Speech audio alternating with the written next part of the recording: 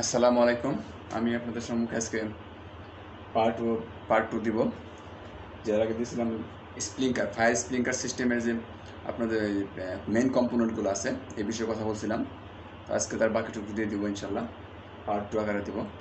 আমি যদি একটা করে বানাই তাহলে অনেক সময় লাগবে, তা আপনাদের ওয়াচিং টাইমও খুব বোরিং লাগবে, কারণ একটা ভিডিও যদি আমি একসঙ্গে বানাতে যাই তাহলে 20, 30, 40 মিনিটও লাগতে পারে। তো এই জন্য আমি পার্ট আকারে আমাদের পার্ট ওয়ান পার্ট টু এরকম করে দিব, 16 মিনিট 15 মিনিট করে, যাতে দেখতে কারো সমস্যাও না হয় এবং অল্প জিনিস দেখলে পরে সেটা মেমোরাইজ করা খুব সহজ হয় এবং বোঝারও সহজ হয়। এই জন্য লম্বা ভিডিও দিলে সমস্যা। তো আমি আপনাদের এখন সরাসরি চলে যাবো ফিগারে। আপনাদের দেখাচ্ছিলাম সেই দিন আপনাদের যে এখানে কথা বলা হয়েছিল শুধুমাত্র ড্রেজিং ইনলেট থেকে শুরু করে আমাদের বিল্ডিংয়ে পানিটা কীভাবে সাপ্লাই হচ্ছে এই বিষয়ে কথা বলছিলাম।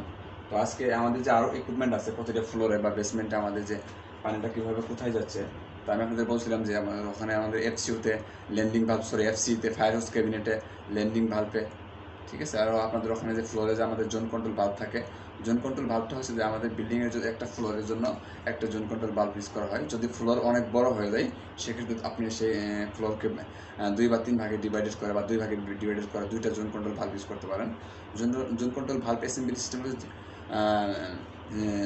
আপনার প্রতিটা জোন কন্ট্রোল ভাল্ব এই জন্য ইউজ করা হয় যদি আপনাদের ইন কেস অফ যে কোনো ধরনের মেনটেন্যান্স করা হয়, যদি কোনো সমস্যা হয় সেক্ষেত্রে আমার সেই স্পেসিফিক এরিয়াটা জন্য আমি জোন কন্ট্রোল ভাল্ব ইউজ করে দিলে সেই এরিয়ার যে সেই জোনের যে পানির সাপ্লাই সেটা ফায়ার ফাইটিংয়ের জন্য সেটা বন্ধ হয়ে যাবে। সেটা আমাদের যদি কোনো বাল্ব বা কোনো অন্য কিছু সুপারভাইজারি জোন কন্ট্রোল ভাল্বের যদি কোনো কিছু আমাদের রিপ্লেসমেন্ট করতে হয় সেটা আমরা সেই পানির লাইনটা অফ বন্ধ করতে পারবো সহজেই। এই জন্য জেটসিবিগুলো ইউজ করা হয়, জেটসিবিগুলো মূলত এই জন্য ইউজ করা হয়। তো আমি সরাসরি কথা বলবো এখন আপনাদের। তার মধ্যে সেদিন বলছিলাম যে আমাদের যে পানিটা ড্রেজিং ইনলেট দিয়ে যে আমাদের পানিটা সাপ্লাই করা হবে আফটার কমপ্লিট হওয়ার পরে, সেক্ষেত্রে আমাদের যে পানিটা বিল্ডিংয়ে চলে যাবে বা যখন আমাদের রিজার্ভারে পানি থাকবে সেক্ষেত্রে আমাদের পানিটা বিল্ডিংয়ে চলে যাবে। তো এখন যদি আমার পানিটা যখন কোথায় যাবে বিল্ডিংয়ে, প্রতিটা ফ্লোরে বা বেসমেন্টে আমার কোথায় যাবে, তো আমাদের এই যে এটা বিল্ডিংয়ে চলে গেছে এই লাইনটা, এটা বিল্ডিংয়ে গিয়ে আমাদের এখানে একটা ওই যে এটা আছে, এটা আমাদের বলা হয়েছিল OS&Y বাল্ব, ঠিক আছে। এটা সর্ব অবস্থায় খোলা থাকবে। এবং টেম্পার সুইচের কথা বলছিলাম আপনাদের আগের ভিডিওতে পার্ট ওয়ানে। টেম্পার সুইচটা হলো আসলে টেম্পার সুইচ আপনাদের বাল্বটা কোন পজিশন আছে এটা সিগন্যাল গ্রহণ করে, ঠিক আছে। বাল্বটা অন আছে কি অফ আছে আমি বলছিলাম, তারপর আর একটু বলছি এই জন্য ক্লিয়ার হওয়ার জন্য যে আমাদের এখানে যে এই টেম্পার সুইচটা আমাদের যে বাল্বটার যে পজিশন, এই পজিশন আমাদের যে অপারেটর বা ফায়ার অফিসার যে অপারেটর থাকে যারা মেনটেন করে, ঠিক আছে, পয়েন্ট, এদেরকে সিগন্যাল দেয় যে আমাদের ভাল্বটা কি আছে, বন্ধ আছে না অন আছে। কারণ এগুলো কিন্তু সবসময় অন থাকতে হবে, যেহেতু আমাদের এটা কি wet standpipe. Wet standpipe বলতে আমাদের কী বোঝায় অবশ্যই আমি ভিডিও দিব, তারপর আমি সিম্পল একটা কথা বলি। ওয়েট স্ট্যান্ড পাইপ সিস্টেম হচ্ছে যে ফায়ার ফাইটিং সিস্টেমে আমাদের যে রাইজারগুলো থাকে, রাইজারে সবসময় অলওয়েজ পানি থাকবে, পানি দ্বারা ফিল আপ থাকবে এবং প্রতিটা ফিল আপ থাকবে, ঠিক আছে। প্রতিটা আপনাদের ফ্লোরে পানি দ্বারা ফিল আপ থাকবে, এফসি ল্যান্ডিং ভাল্বের মধ্যেও ফিল আপ। শুধুমাত্র আমাদের ভাল্ব অন করলে আমরা পানি পেয়ে যাবো ওখানে, মানে পানি ওখানে পৌঁছানো আছে। জাস্ট আমাদের যখন ইন কেস অফ ফায়ার হবে তখন আমরা শুধু জাস্ট ওইটা আমাদের ইউজ করবো, সেই আমাদের যে সিস্টেমে দেওয়া আছে সেই সিস্টেম অনুযায়ী। ল্যান্ডিং বাল্ব হলে আমরা পাইপ লাগিয়ে ইউজ করবো, বা আমাদের এফসি বা ফায়ার হাউস কেবিনেট থাকলে সেখানে পাইপ দেওয়া আছে, 150 মিটার পর্যন্ত পাইপ দেওয়া আছে, সেটা দ্বারা ইউজ করবো। তো এই জন্য আমাদের এখানে যে OS&Y ভাল্ব ইউজ করা হয়েছে। এটা সবসময় পজিশনে অন থাকবে, সবসময় এটা অন থাকবে, ঠিক আছে। এটা আমাদের শুধুমাত্র এই এই যে একটা রাইজার বলতে আমাদের বলছে যে আমাদের যে স্ট্যান্ড পাইপ খাড়া যে ভার্টিক্যালি যে আমাদের যে পাইপটা উঠছে, ঠিক আছে, এই যে এই পাইপটা, যে পাইপের মধ্যে আমরা মেন লাইনে যে প্রেশারটা দিয়ে থাকি পুরো পাম্প রুম থেকে, সেটা পুরো বিল্ডিংয়ে উঠে গেছে। গ্রাউন্ড ফ্লোর থেকে বেসমেন্ট থেকে শুরু করে পুরো বিল্ডিংয়ে যে কই তালা আছে প্রতিটা তালায় উঠে গেছে, একদম টপ ফ্লোর পর্যন্ত উঠে গেছে। এটাকে রাইজার বলে, ঠিক আছে। যেমন আপনাদের যদি বলি এটা হলো আমাদের বেসমেন্ট ওয়ান, মানে বেসমেন্ট ওয়ানের পার্কিং ওয়ান ধরেন, তাহলে পার্কিং ওয়ান যদি ধরেন বা পার্কিং থ্রি ধরেন বা পার্কিং ওয়ান, এটাকে যদি আমি পার্কিং ওয়ান ধরি, মানে লাস্টে গ্রাউন্ড ফ্লোরে ধরি, বেসমেন্ট ওয়ান মানে পার্কিং ওয়ান বলতে পারেন, পার্কিং টু, পার্কিং থ্রি, এভাবে না ধরে আপনি এটা সরি এখন ভুল হয়ে গেছে, সরি আমি একটু ভুল করছি এখানে। মানে এটা হবে আপনাদের যে বেসমেন্ট টু আর এটা হবে বেসমেন্ট ওয়ান।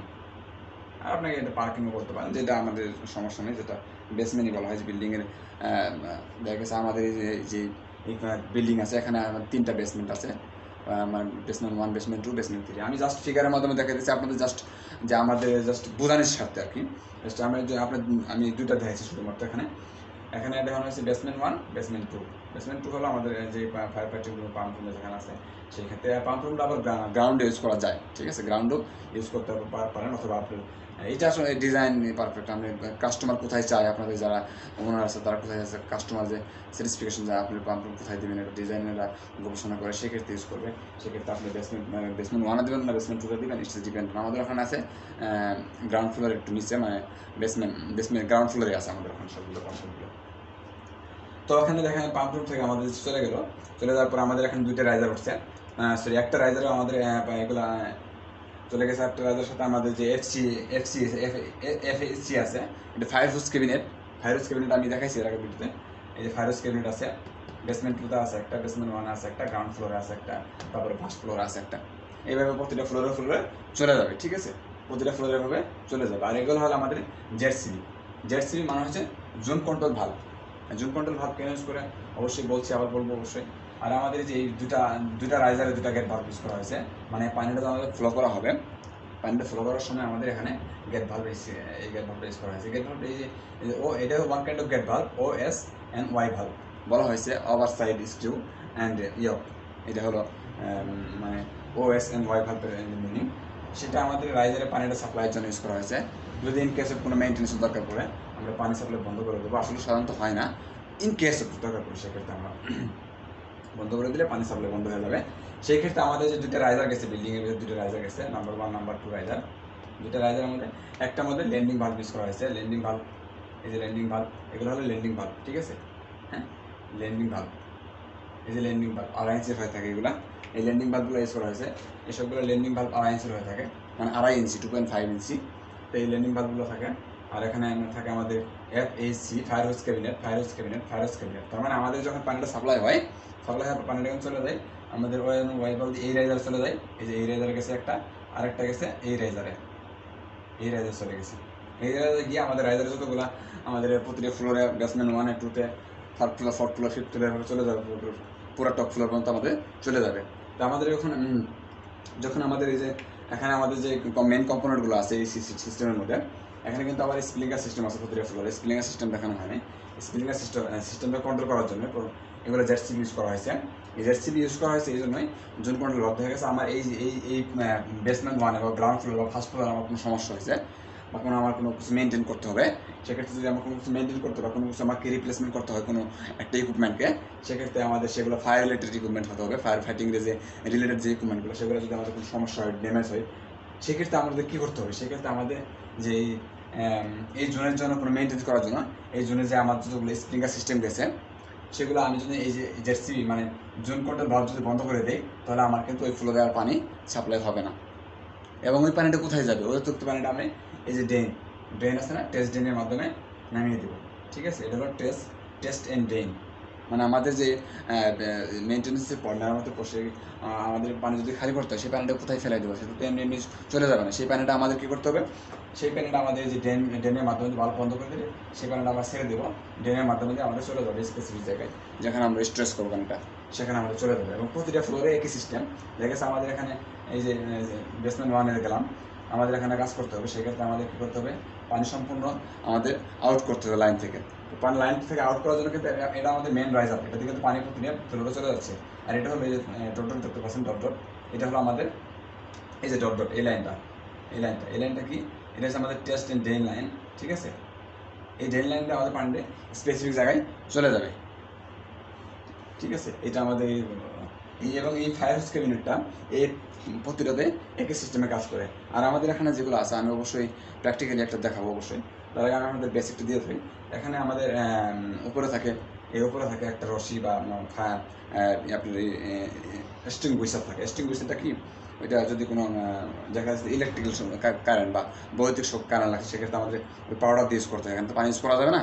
ইলেকট্রিক্যাল যদি কোনো ফায়ার হয়, সেখানে তো পানি দিতে পারবেন না। সেক্ষেত্রে আপনাদের এক্সটিংগুইশার থাকে। এক্সটিংগুইশার একটা পাউডার থাকে ওটা, ঠিক আছে, ABC পাউডার থাকে। ওটা ফ্লাশ করলে ওটা আগুন নিভে যায়।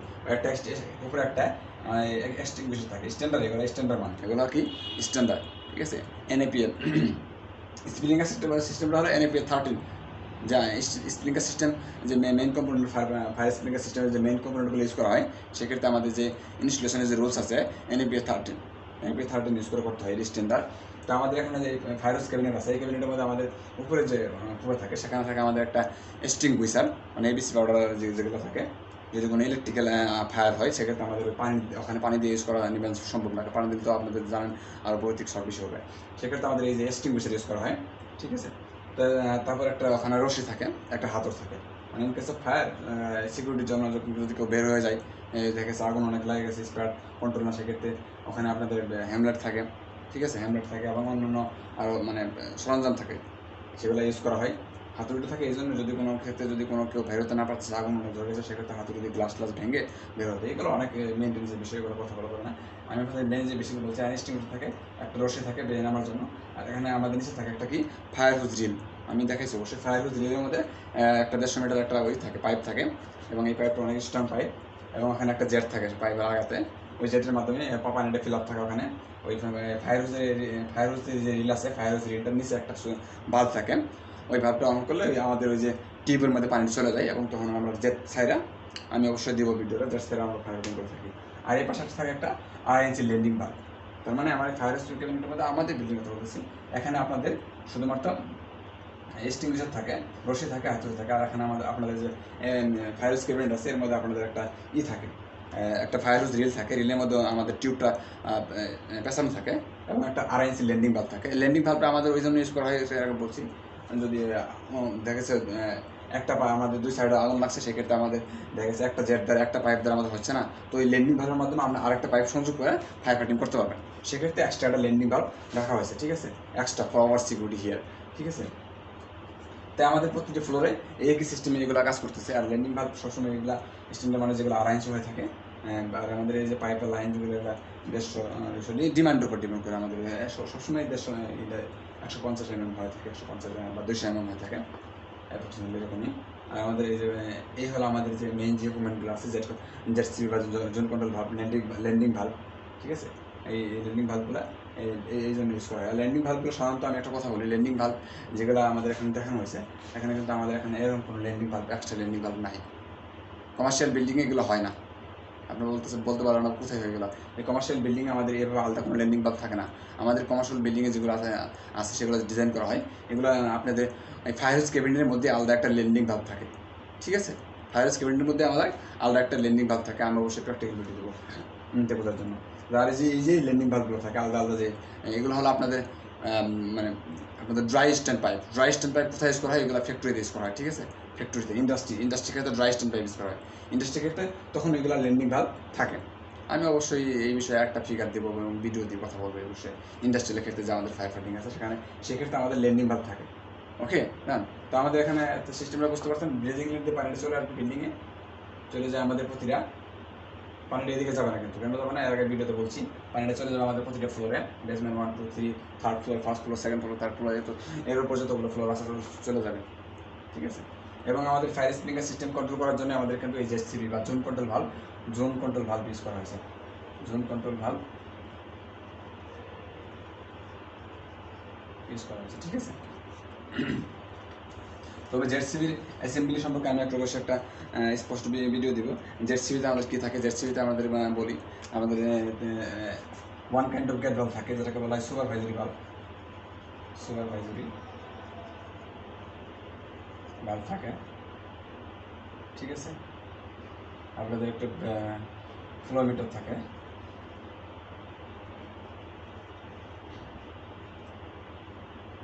টেস্ট অ্যান্ড ড্রেন থাকে। আচ্ছা, আমরা আপনাদের জেটসিবি সম্পর্কে একটা ফিগার দিয়ে, সেই ব্লক ডায়াগ্রাম দিয়ে সেটা অবশ্যই বুঝিয়ে দিব। এরকম আজকে এতটুকু থাকলো, এরপর এরকম কথা নাই। অবশ্যই থাকবেন, যদি ভিডিও ভালো লাগে সাবস্ক্রাইব অবশ্যই ডেফিনেটলি করবেন ইনশাআল্লাহ।